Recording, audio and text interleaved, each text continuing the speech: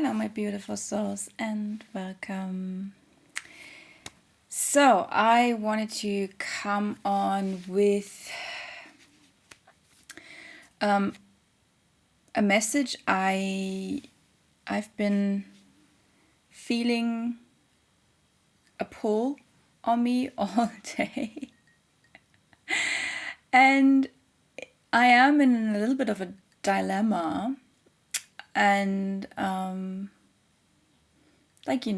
with all my messages, I feel like everything is kind of relevant, or like at least the things that I feel like sharing are usually relevant for the message. So if you're wondering, like, why is she talking about that? That's why. It's always a reflection of the general energy. So I've been in this push, like inner push pull energy of I kind of feel a tug on me. I feel like I should bring forward a message. At the same time, I'm really tired, and it feels to me like this is both a collective energy that I'm picking up on. If you feel tired, exhausted, no, you're not alone.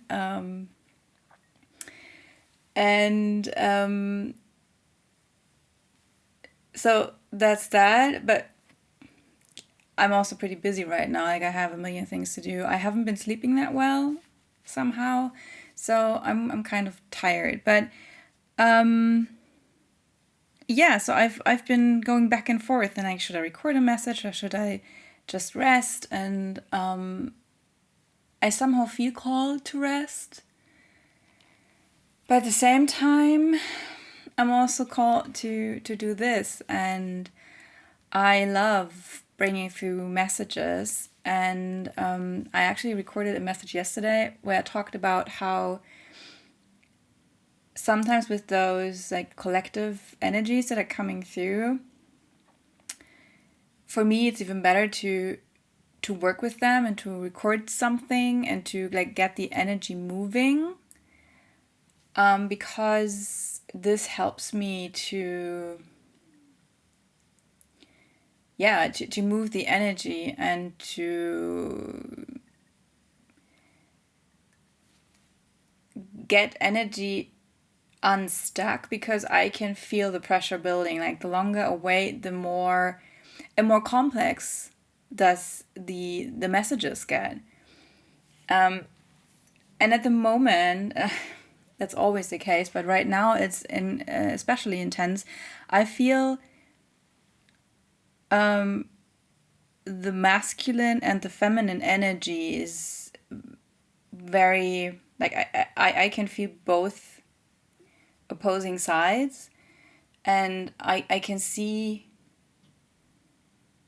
like, I can see both sides, and I'm experiencing both sides, and like I said, like, this is getting quite complex actually. So I feel like I want to, like, I'm choosing to bit by bit just talk about the different angles and the energy and just bring some messages through. At the same time, I feel like that you are mostly in process, some kind of process too. So yeah, I just hope, if it finds you, whenever it finds you, this is timeless, of course, that it just helps you and maybe helps you to work through some of that energy as well. And actually, I'm realizing, like, the more I'm talking, the more awake I feel, actually. Like, the tiredness is fading a little bit, so maybe it was pent up energy. So we'll see. I've been, like I said, I've been picking up on quite some complex and different streams of energies, different topics, but there is like one general topic that's very loud right now. Like I said, there are those two polar opposites. So for those of you who are maybe working on inner union energies, for example, This, I don't know what's going on astrologically, if there's anything happening that's supporting that, but I can feel it very strongly right now. And there's this specific topic about the relationship between the masculine and the feminine energies, internal and external. But of course, like the way we can work with it the most effectively is with our own inner energies. And so this is about how the masculine energy or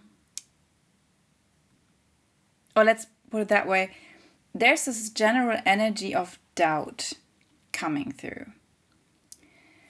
And of course, the two sides, they are expressing it in different ways. And I can feel for the masculine energy, there is more questioning, more doubting, more being skeptical in general against everything or about everything that does not fit into logic,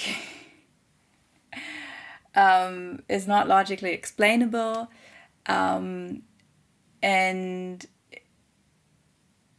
tends to try to find quote unquote logical explanations for maybe things that are not that easily explainable in a logical way, especially in spiritual or psychic things that are, yeah, good luck explaining that logically. So that's what I've been picking up on the masculine side, and I recorded like a long message about that just yesterday. And on the feminine side, I'm not too sure. It's pretty quiet actually. Like it's a little bit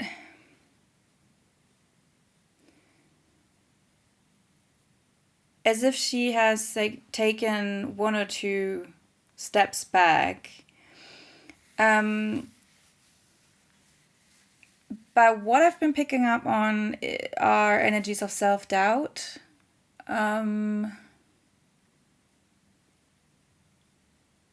Sadness that came through too in several messages actually. This deep sadness. And that is definitely connected to the doubt aspect. Because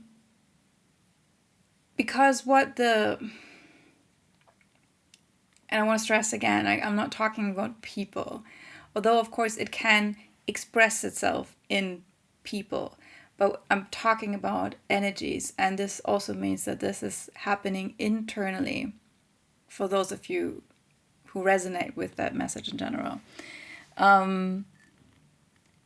It's so interesting. It's that's new, that I'm kind of feeling called to say, like, I'm not telling you anything that you don't know. I don't want to put ideas into your head and that you make, like, that you take my messages and I'm telling you something that you haven't even thought about before. Or that's just not present for you in your life, and you're taking it and you're making it your own, although it's just not yours. Somehow I'm feeling called to say that lately. That's also interesting. But so yeah, this energy of doubt that is coming from the masculine is directed at the more feminine side of things, which is the more intuitive, mystical, non-factual, not logical side of things. And this is where the sadness is coming from. So this is the internal feminine that is grieving because she cannot express herself in a way that is completely her own and that is true for her. And there comes this element of having to prove herself that's coming in. Sorry. Always those little burps that come up when you're in a channeling. That's such a weird thing. I really don't. I think it's because there's so much energy moving through. Anyways, she always feels like she has to prove herself, and that is just impossible with. That's just like the nature of the feminine energy is in many ways mystical, intuitive, not explainable. It's beyond the tangible, explainable world. That's the nature in and of itself of feminine energy.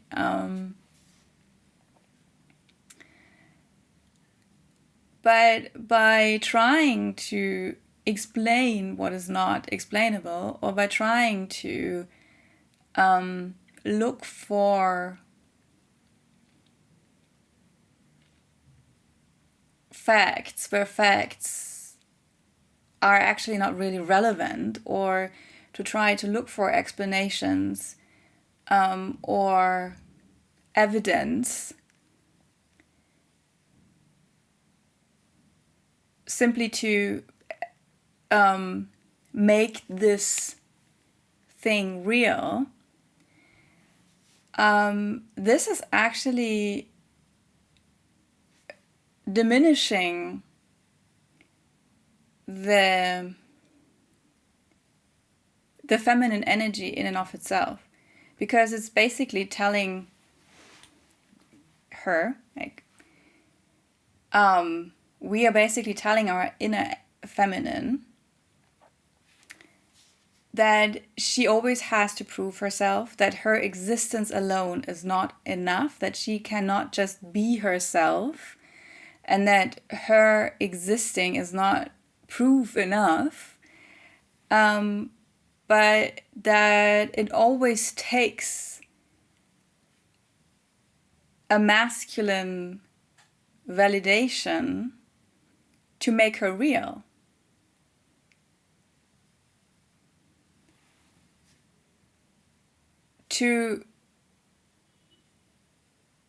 Like, without the masculine glasses that is there with the spreadsheet and saying, like, okay, I can check all those boxes and now this is making also logically sense. So this gives you the right to exist. This validates your existence.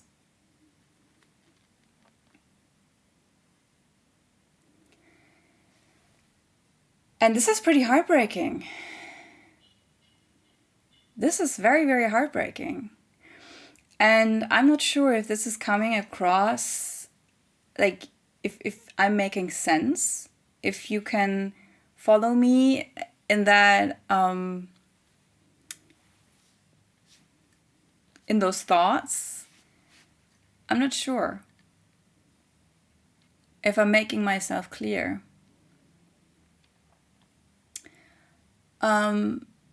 But yeah, if you really, like, if we really look at that and say, when the masculine is always doubting the nature of the feminine to be real, and the masculine is only accepting what the feminine brings to the table when he finds proof for it,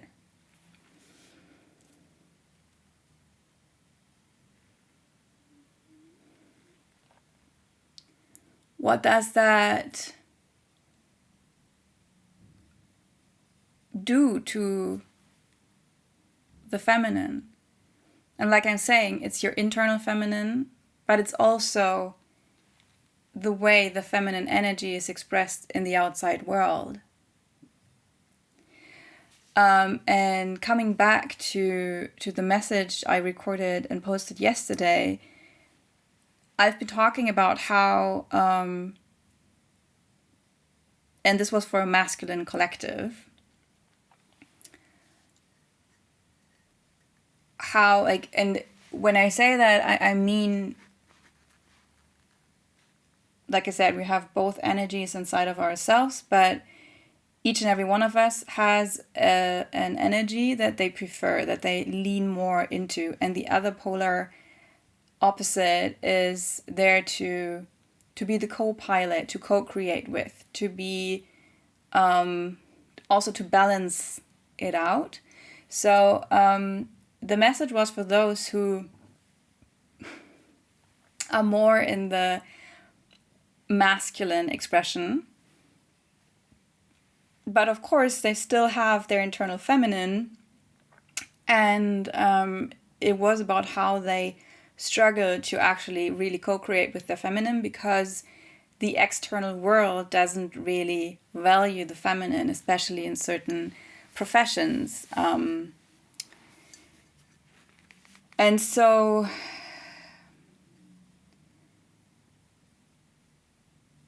there's a tendency to push feminine intuition and wisdom down, and to solely live and create and manifest from a mostly masculine energy.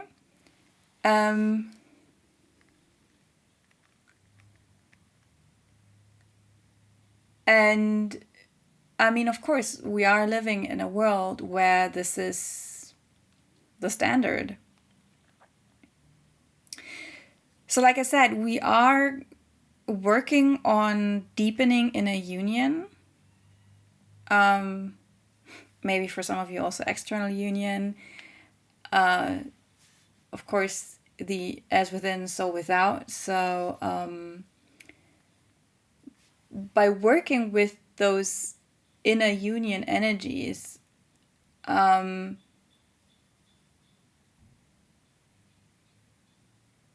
it is, of course, the process of the two polarities coming together and celebrating each other for who they truly are.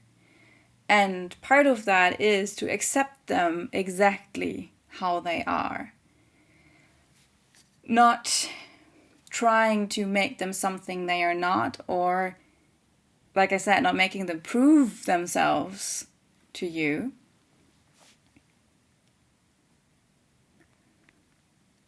And of course, the feminine also sometimes has a tendency to make the masculine prove to her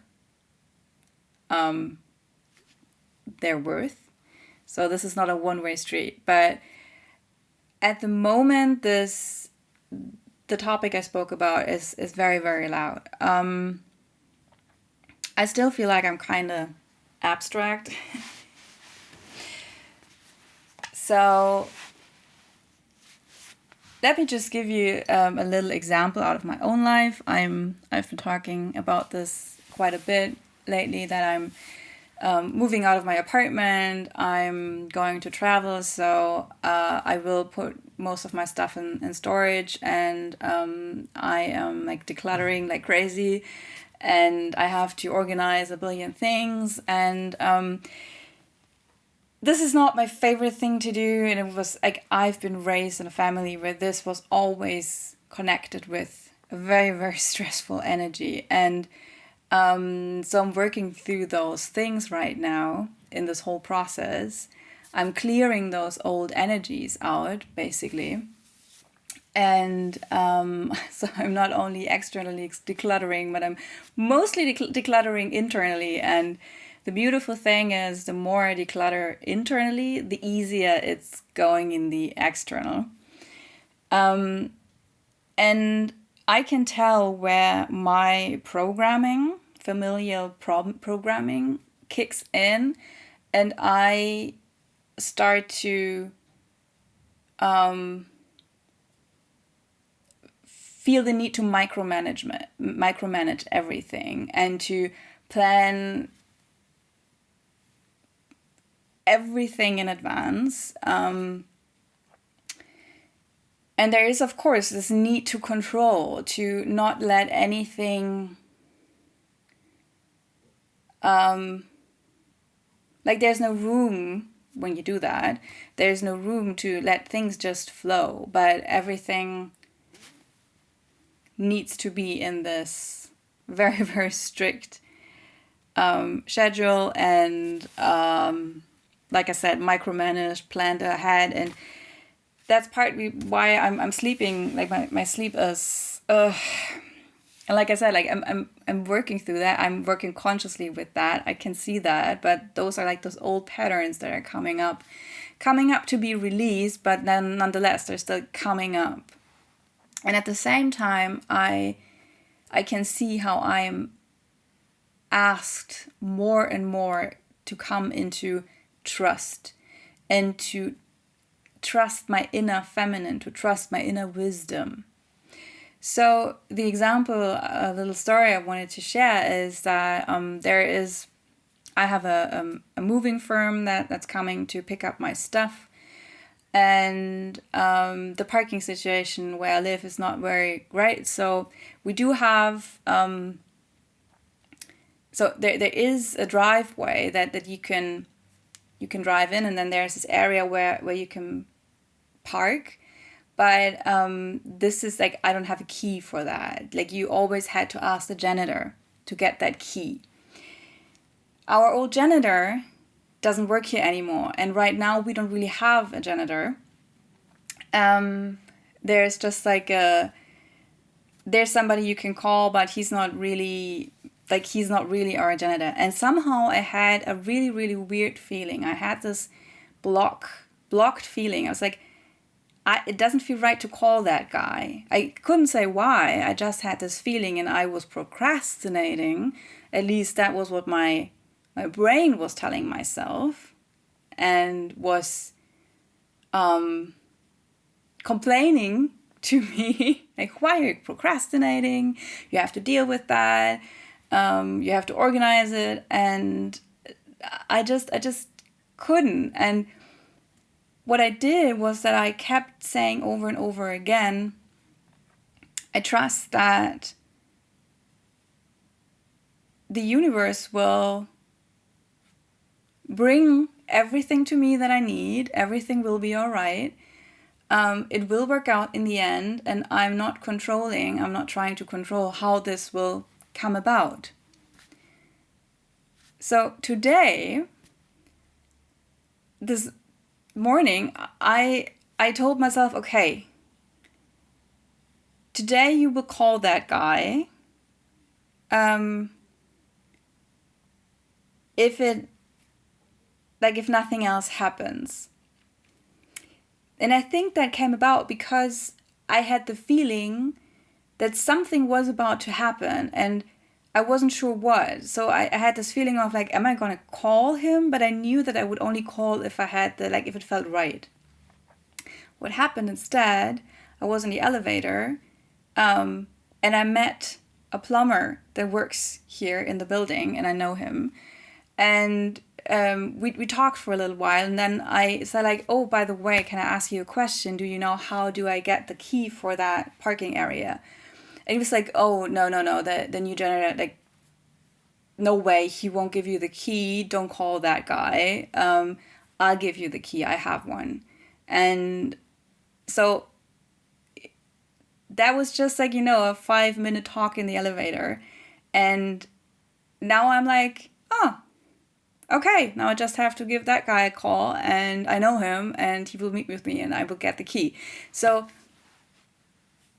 problem solved. But if I had called this interims janitor guy, it might have I don't know, you might have, what probably would not have been the greatest experience, because I don't know, like I said, I had a weird feeling about calling that guy. But it's hard, right? It's hard to trust that everything will work out, because your mind is like having all those great arguments and just telling you like, what's the problem? Just call him, just ask. That's the logical thing to do. But something inside of me said, no, I don't want to call. And my mind was interpreting it as, yeah, that's just your introversion, and you hate calling people in general that you don't know. You don't like to speak on the phone, so that's just you procrastinating. That's just you not doing the logical, the right thing because you're afraid. Like, we all know those voices in our head. And so I can tell that, like, at the moment, I hear those voices, but I don't listen to them. They're still there, but I don't listen to them. I don't act upon it. And I can tell that, like I said, I'm being asked to sink deeper in a union, which means trusting my way of doing things, my inner feminine that knows exactly what feels right and what doesn't feel right. My intuition always guides me. And when I'm called to aligned action, everything moves effortlessly and fast.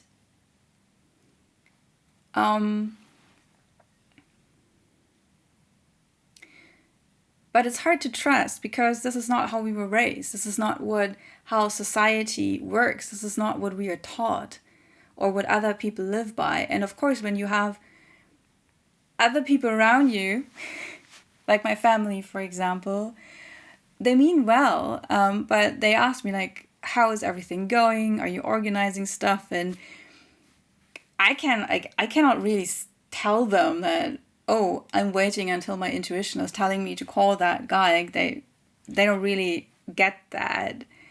It doesn't make sense to them. So I'm kind of just trying not to talk about it with them. So yeah, that's that.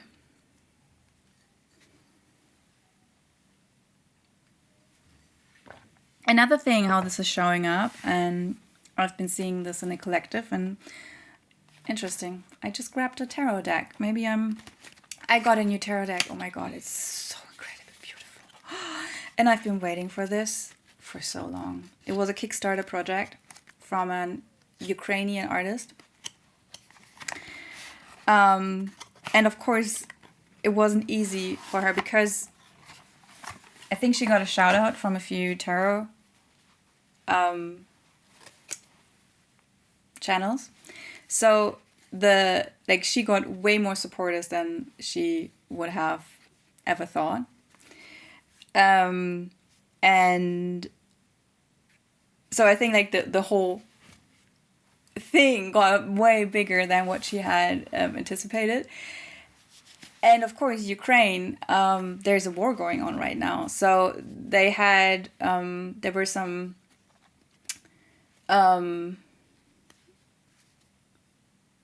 there were some bombings, and they didn't have power. And so there were several delays, and then she had to pack everything and ship everything by herself, I think. And it was, I don't know how many 1,000 people in the end ended up ordering her deck, but it's just so incredibly beautiful. And she said like it's inspired by the Ukrainian cities, medieval cities, and it's such a beautiful deck. It's watercolor, and it has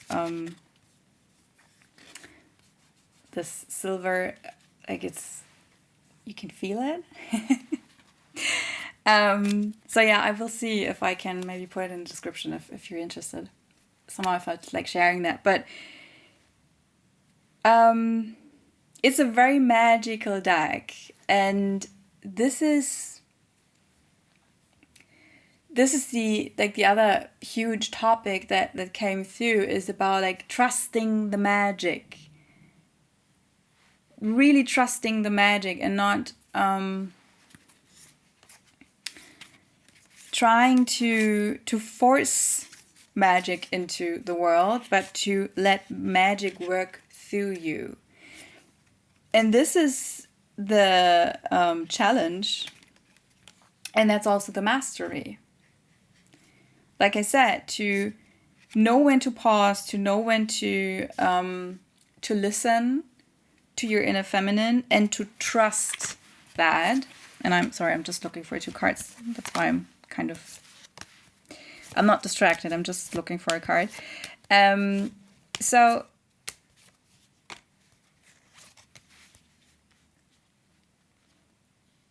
yeah, this delicate dance between the masculine and the feminine is basically how you can work with magic, which is the magic of the universe. And you can, that is manifestation.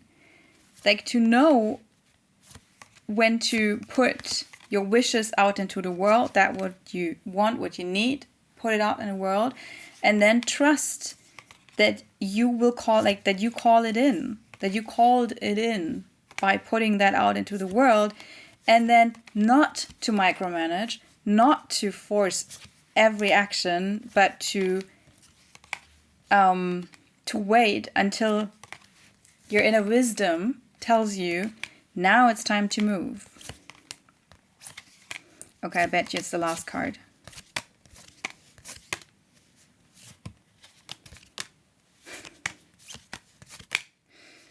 Let's see.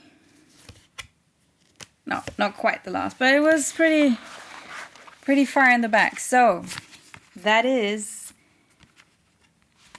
the Magician and the High Priestess.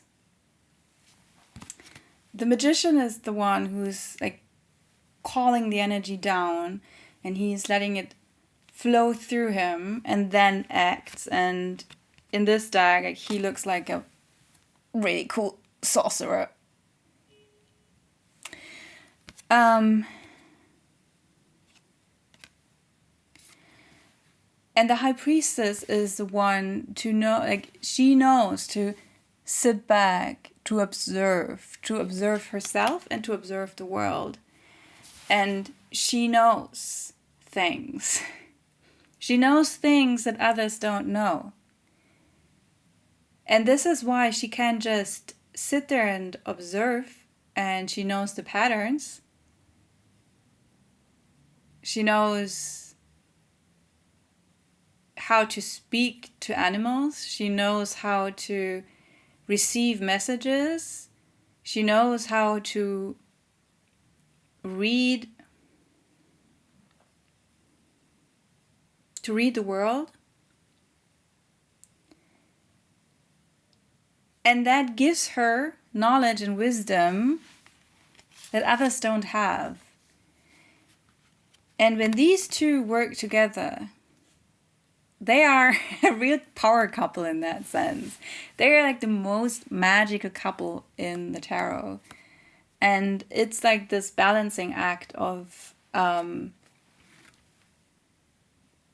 listening, being still, observing, and then when you see, okay, now it's time to act, then the Magician comes in.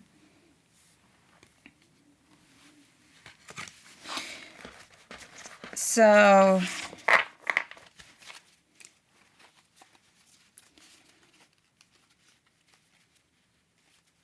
I'm just wondering if there's anything else that I want to share at this point.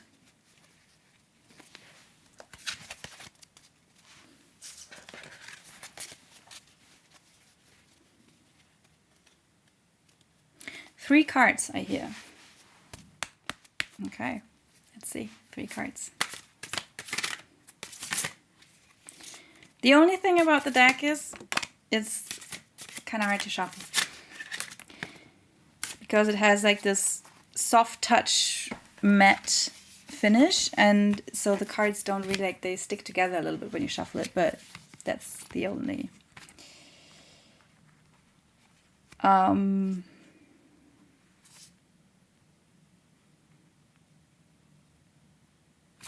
yeah, this is basically just what I said. This is mostly confirmation.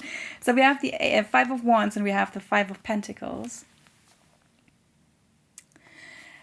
And so those are the energy of having to fight and scarcity, basically. Those are the energy signatures of these two cards. So that is, like I said, and you could say the Pentacles are the more feminine, like they're feminine energy, and the Wands are a masculine energy. So those are the two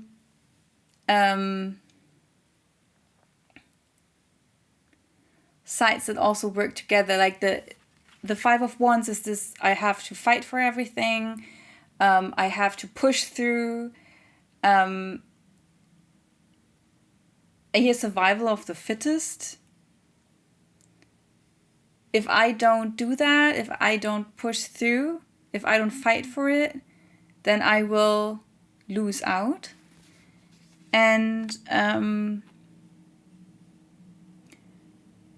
the Five of Pentacles is always this fear of not having enough.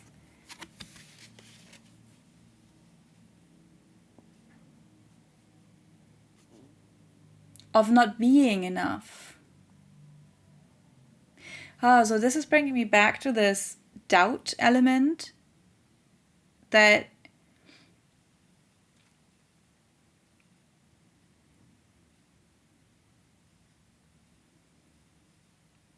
like beneath this, both like the doubt and the self-doubt, beneath that is the energy of the fear of not being enough. I am not enough. I have to prove myself.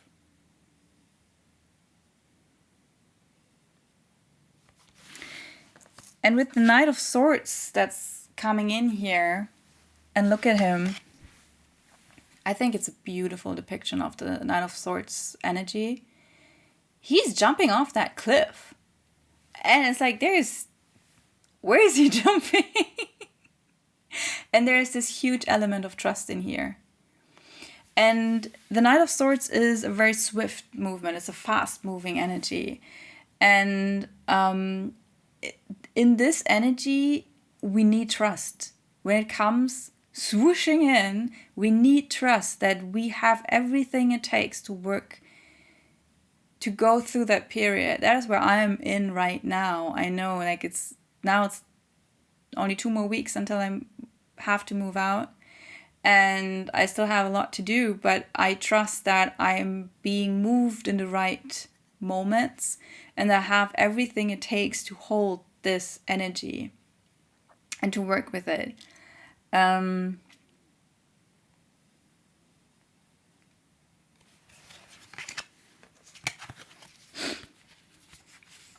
I just heard find the medicine in these two cards. What's the medicine in here?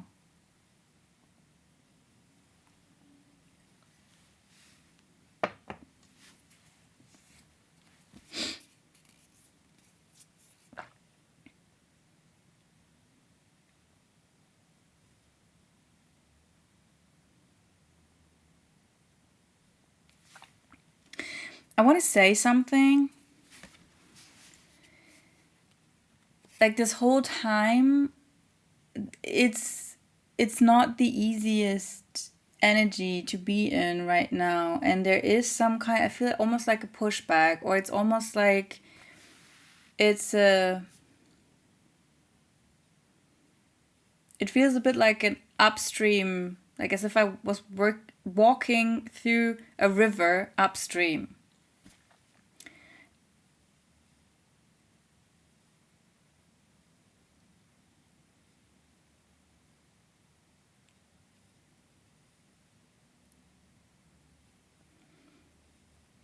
there is almost like a little bit like a cut off energy. This is bringing me back to the sadness I talked about.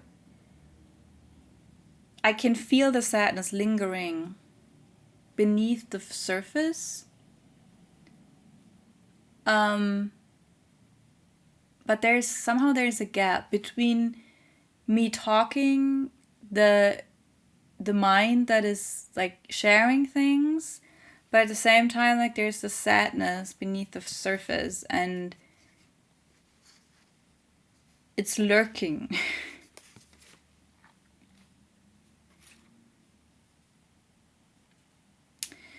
So this is bringing me to this Five of Pentacles card.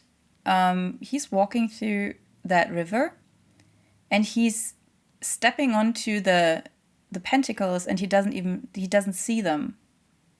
He doesn't see them because he's so like he looks tired and sad.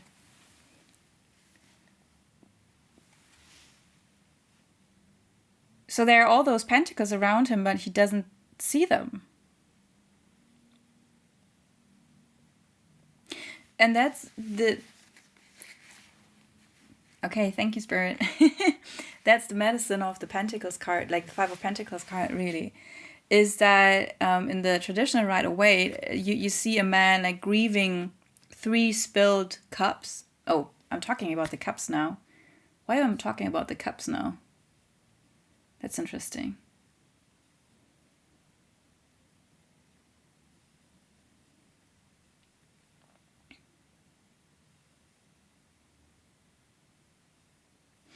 That is what we don't see. That is, because that's the energy that I've been feeling. The Five of Cups, the sadness. And we are grieving those spilled cups while behind us there are 3 cups that we don't see. Filled cups. Or 2 cups and 3 are spilled. Something like that.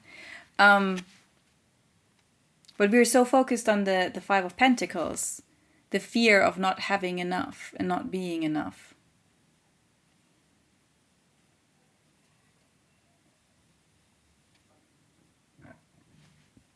I feel like I'm missing something, and I feel like Spirit is...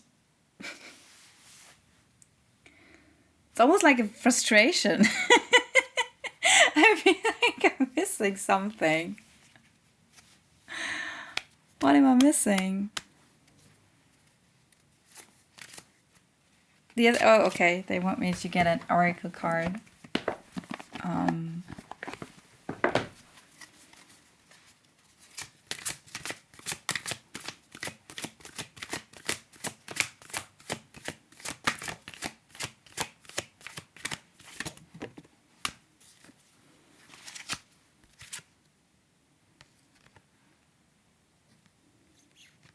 I knew that this card would come out.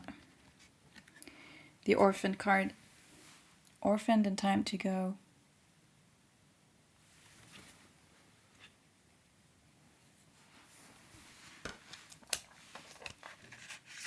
So this Time to Go is like bringing me back to the Knight of Swords. And you see like she's running too. This is the new beginning. This is where we're moving into. But in order to do that, we have to get out of the scarcity. That's the Orphaned card, and that's the Five of Pentacles here.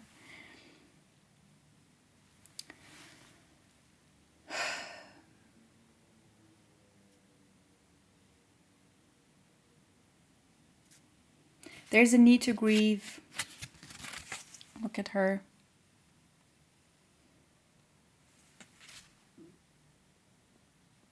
This is why they brought the Five of Cups through. Because that person is grieving those spilled cups. And they say it's important to grieve. You have to grieve. Whatever it is that where you don't feel seen, where you don't feel like you're enough, where there's like this deep feeling of loss. Also the life that you're leaving behind. If you're in some kind, I guess you're in some form of transition, because most of us are. So there's, whatever it is, there's something you need to grieve. Because you see, like, she's running towards that door, and you are in the movie, like, you are pushed into the new. It's happening. The thing is, what do you want to take with you into a new cycle? And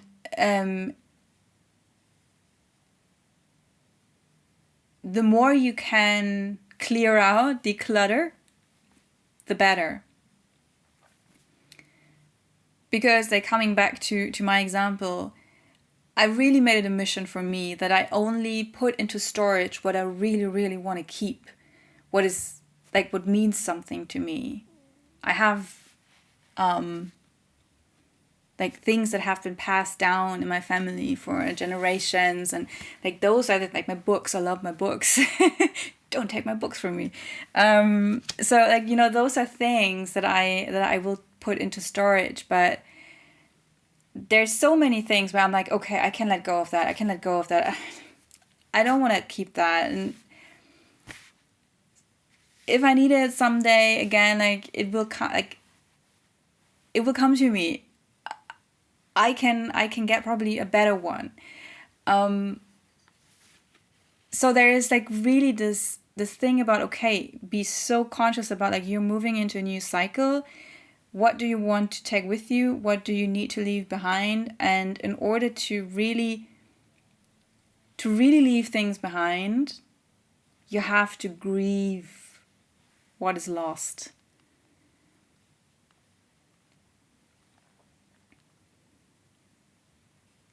And they're also saying that if you feel like, but I don't know, like, I don't see, like, they will show you. There will things are coming up, and, like, every block that you're encountering, everything that is not going like you feel that's what, like, how you want things to go, this is there to show you something. This is there in order to push you deeper into your feelings.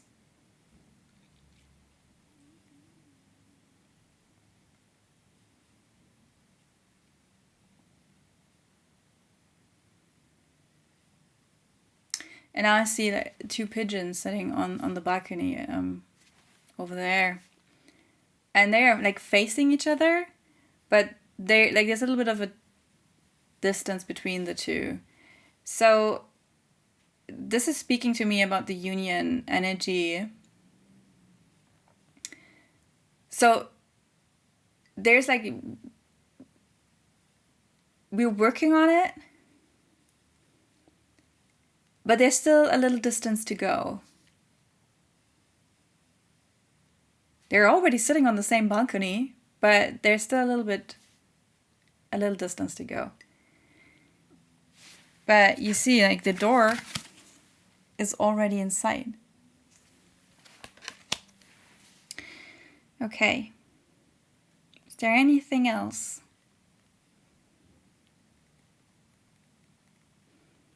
That's enough for today. All right, my loves. I hope this served you. I hope it helped. It resonated. I would love to hear from you. Oh, now the pigeons are cuddling. They crossed the distance. So that's a nice way to end, isn't it? I wish you all the best. I love you, and I would love to hear from you as always, and looking forward to hopefully see you in the next video. Until then, take care.